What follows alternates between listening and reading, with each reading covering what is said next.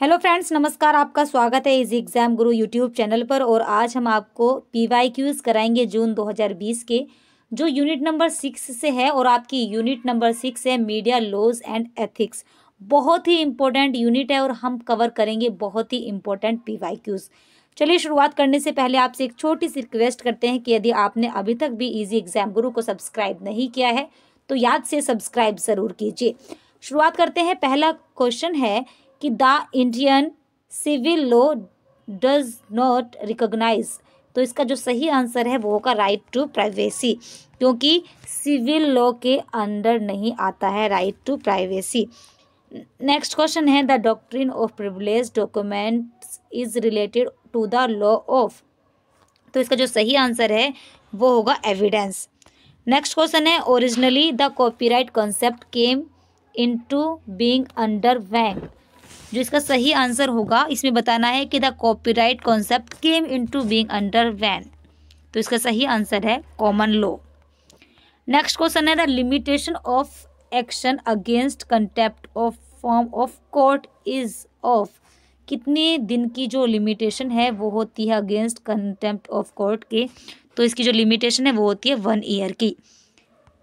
Next question है कि the amount of damage in the case involving defamation depends upon factors such as. Option A है social position of the plaintiff, option B है natural of imputation, option C है mode of publication, option D है unmitigating circumstances, option E है third party intervention. आपको 3 इनमें से option choose करने हैं। और ऑप्शन एफ है जो इसमें दिया हुआ है वो है discretion of judicial authority.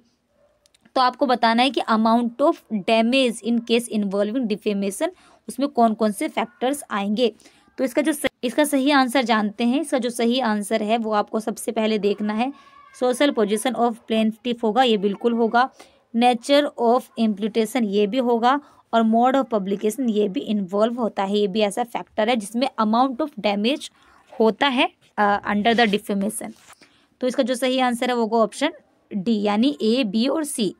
Next question की तरफ आगे बढ़ते हैं। नेक्स्ट क्वेश्चन है right the correct sequence of following media events. आपको बताना है इनका जो करेक्ट सीक्वेंस है वो। तो देखिए, फर्स्ट है first amendment to the US constitution, option B है Virginia bill of rights, option C है लाइसेंसेस एक्ट और ऑप्शन डी है एरोपेगिटा। तो इसका जो सही आंसर है वो होगा ऑप्शन डी, क्योंकि इस सबसे पहले आता है एरोपेगिटा, उसके बाद आता है लाइसेंसिंग एक्ट, उसके बाद आया है वर्जीनिया बिल ऑफ राइट्स और उसके लास्ट में आता है आपका first amendment to the US constitution. ठीक है, तो नेक्स्ट क्वेश्चन करते हैं। नेक्स्ट क्वेश्चन है identifying the correct chronicle sequence of following presidents of Indian newspaper society.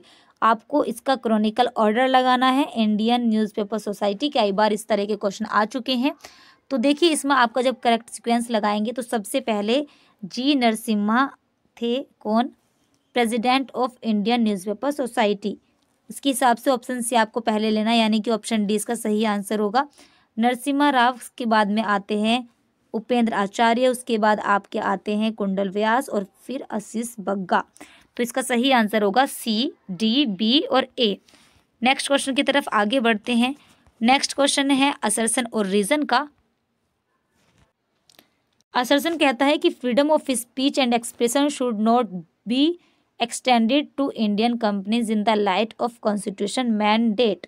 और रीजन है कि the Indian constitution does not recognise the companies as citizen and any proposal to provide such freedom needs a constitutional amendment. तो इसका जो सही answer है, सबसे पहले आप असर्शन देखिए। असर्शन बिल्कुल गलत है। Freedom of speech and expression should not be extended to Indian companies is not right. इसलिए इसका जो असर्शन है वो गलत होगा। जब असर्शन गलत हो जाएगा तो ऑप्शन डी आपके पास बचता है, क्योंकि A is false then R is true. Next question है the under ordinary law any newspaper with a particular title is consider as a.